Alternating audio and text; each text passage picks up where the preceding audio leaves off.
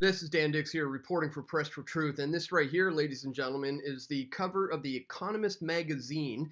It says the coming food catastrophe, and it shows some wheat depicting human skulls. Here is the article. The coming food catastrophe: war is tipping a fragile world towards mass hunger.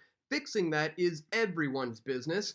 As we see here, a food insecurity expert predicts that there's only 10 weeks of wheat supply left in the world. As a Russian invasion disrupts production, they're flat out saying that Putin aims to starve poor nations by blocking Ukraine grain. But it's not just localized to Russia and Ukraine. We see here this CEO of a major food brand is now warning the world is on the brink of a food crisis. He says food has been weaponized. We see here anti-government protests spread in Iran after a flour-based food staple jumps 300%.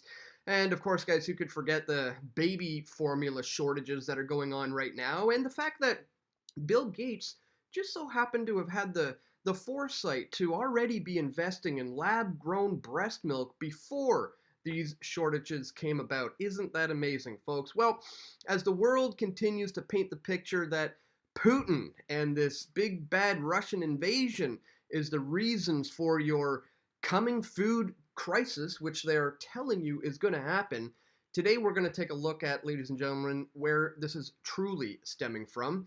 We're going to look at Henry Kissinger's 1974 plan for food-controlled genocide. On December 10th, 1974, the U.S. National Security Council under Henry Kissinger completed a classified 200-page study, the National Security Study Memorandum 200, Implications of Worldwide Population Growth for U.S. Security and Overseas Interests.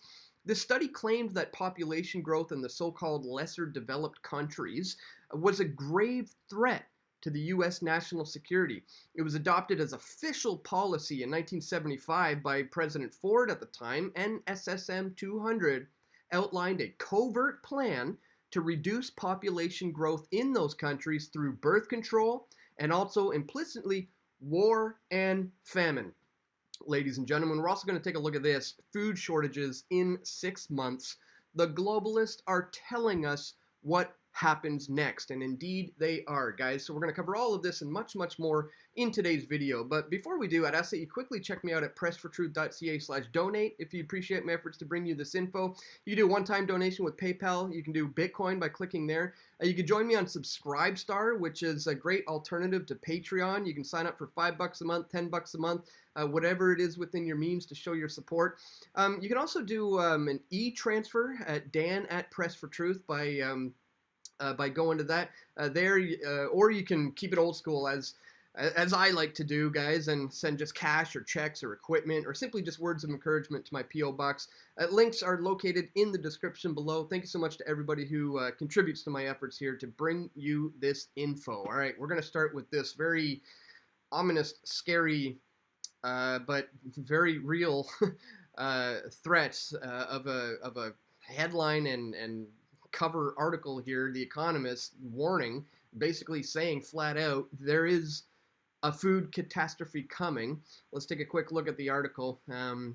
By invading Ukraine, Vladimir Putin will destroy the lives of people far from the battlefield, and on a scale even he may regret. First of all, this whole opening sentence is just so far beyond terrible journalism. By invading Ukraine, Vladimir Putin will destroy the lives of people from the battlefield. I mean, all of these are talking about Russian invasion. You know, Putin is the one who's starving people. And before we go on, guys, if you haven't seen my video, The Truth About Russian Aggression in Ukraine, I'd advise that you check it out.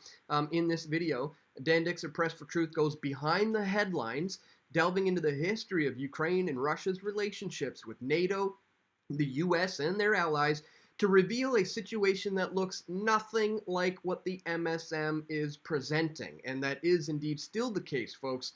As we see here, it continues to point to the finger of big bad boogeyman Putin, which is the reason for hundreds of millions more who could fall into poverty. Political unrest will spread, children will be stunted, people will starve. this indeed is in the works, but it's not coming at the hands of what just happened in Ukraine. As Insider here would also try to paint the picture, the world has about 10 weeks of wheat supplies stored as Russia's invasion of Ukraine enters its fourth month, a food insecurity expert told the UN. So again, pointing to the current issues solely on what's happening with Putin in Ukraine, as this one as well. Deputy Governor of Ukrainian city of Odessa expressed concerns about food shortages caused by Russia's blockage of the country's grain from reaching parts of the world. Same story, on and on. But let's again go back into the history of how these nation states use food as a weapon, and this may give you a better inkling into where this is all actually stemming from. As we see here, the NSSM 200 outlined a covert plan to reduce population growth in those countries through birth control and also war and famine. Brent Scowcroft, who had by then replaced Kissinger as a national security advisor, the same post Scowcroft was to hold in the Bush administration, was put in charge of implementing this plan. The CIA director at the time, George Bush, was ordered to assist Scowcroft, as were the Secretaries of State and Treasury, Defense, and Agriculture. So the bogus argument that Kissinger advanced was not original.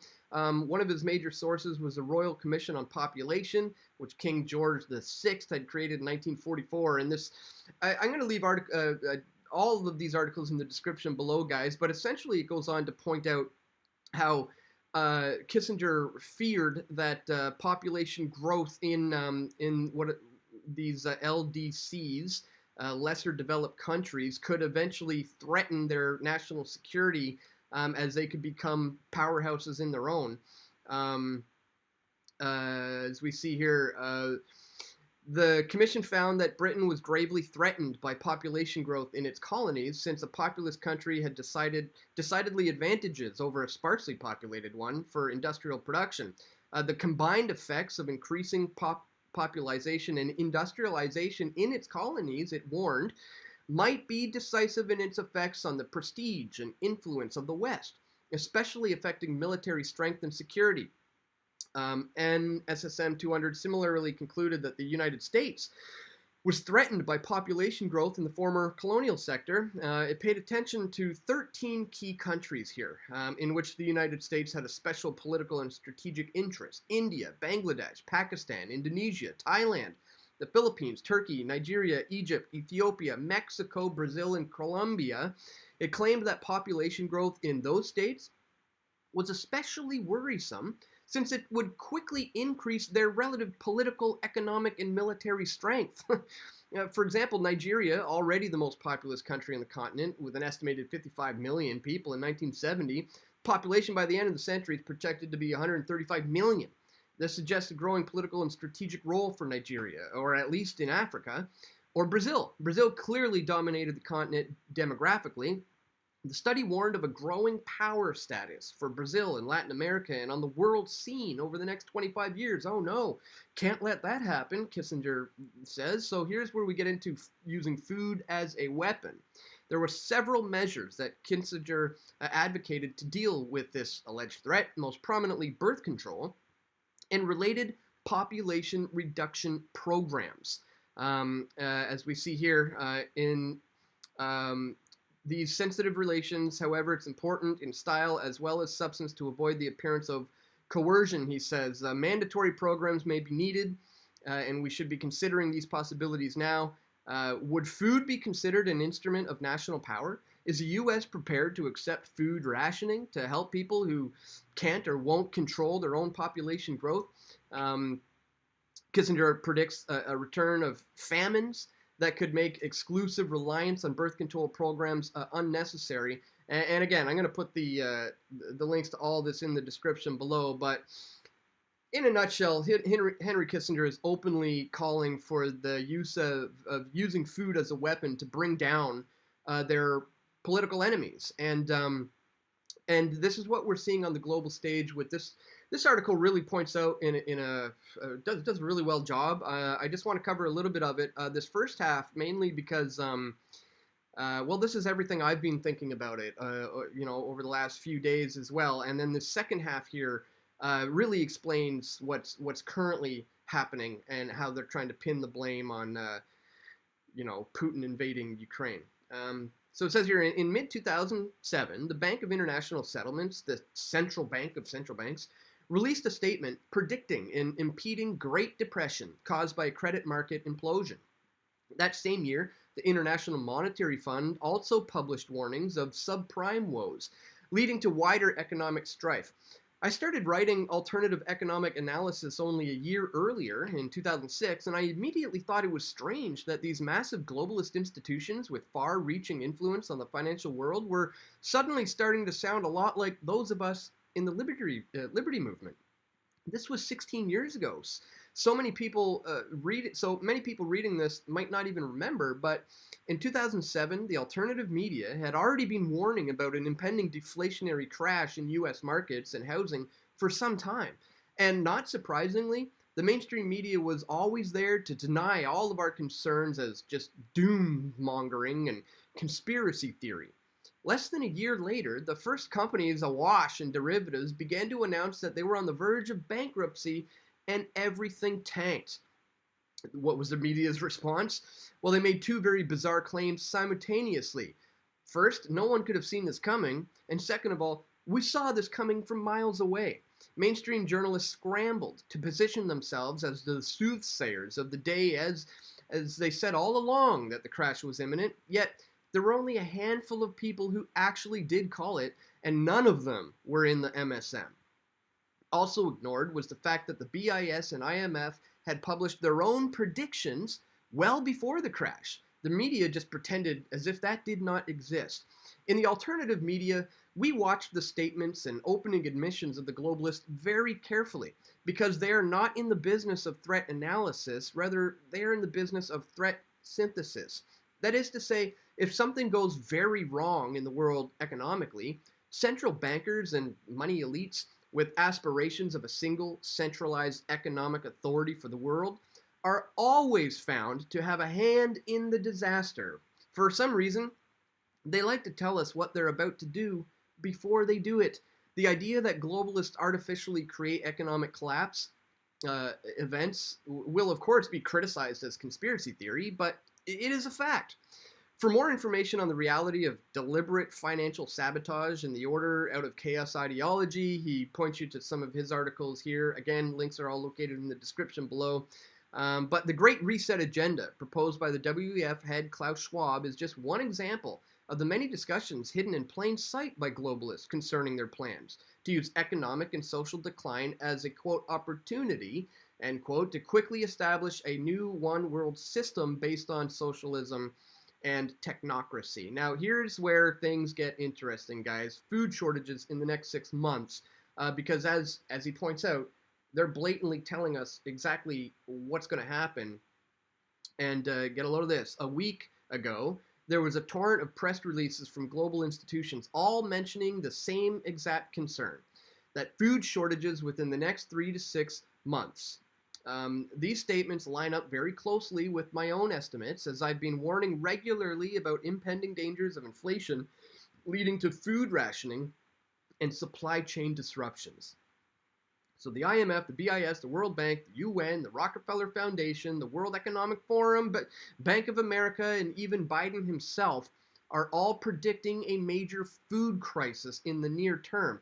And it's not a coincidence that the policies of these very institutions and the actions of puppet politicians that work with them are causing the crisis that they are now predicting. That is to say, it's easy to predict a disaster when you create the disaster. The claim that Russia's invasion of Ukraine is the primary cause, but this is a distraction from the real issue. Yes, sanctions against Russia will eventually lead to less food supply, but the globalists and the media are purposefully ignoring the bigger threat, which is currency devaluation and price inflation created by central banks pumping out tens of trillions of dollars in stimulus packages to prop up this too big to fail corporate partners. And that is exactly it. Absolutely nailed it there. In 2020 alone, the Fed created over $6 trillion from nothing and airdropped it into the economy through COVID welfare programs. Add that to the many trillions of dollars that the Fed has printed since the credit crash of 2008, and it's been a nonstop dollar destruction party. And now the public is starting to feel the consequences. Luckily for the central bankers that COVID struck and Russia invaded Ukraine, because now they can deflect all of the blame for inflationary calamity that they have engineered onto the pandemic and onto Putin. Inflation hit 40-year highs in the US well before Russia invaded Ukraine.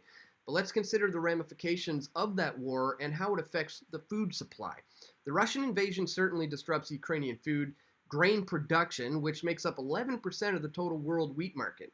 Russia also maintains a 17% share, and together, these two nations feed a large swath of third world nations and parts of Europe with 30% of wheat and barley exports, 19% of corn exports, and 23% of canola exports, and 78% of sunflower exports.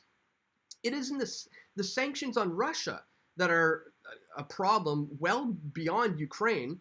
However, as Russia also produces around 20% of global ammonia and 20% of global potash supplies. These are key ingredients to fertilizers used in large-scale industrial farming. Farmers are estimating an overall price spike of around 10% in food markets, but I believe this is very conservative.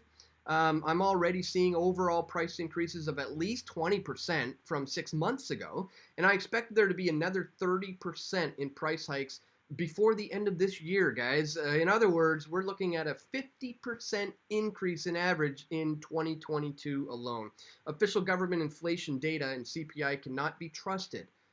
You can double whatever numbers they give you and you'll pretty much be closer to the truth.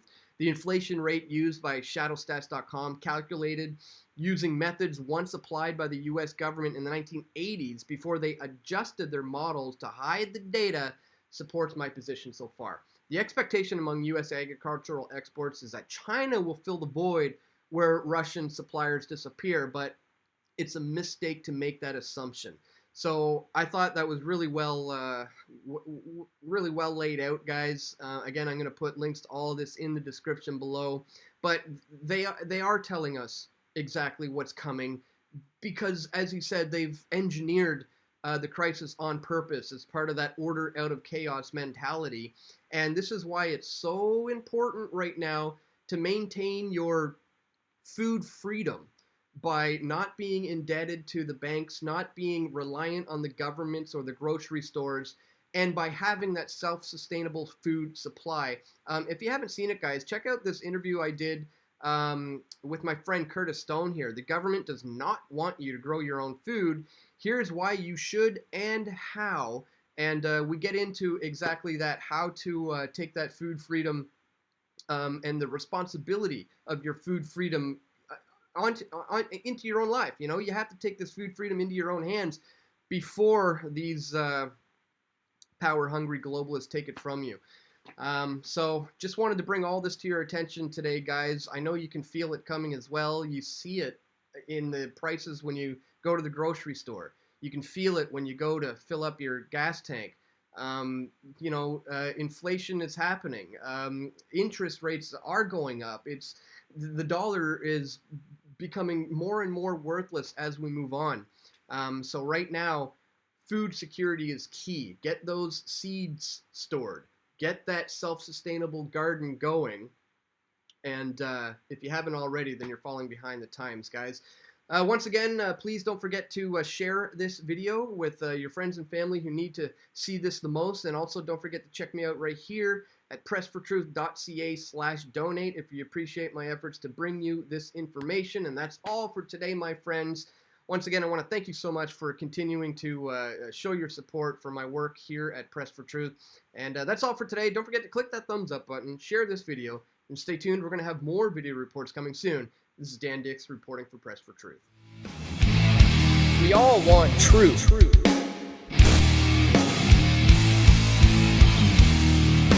The truth will set you free.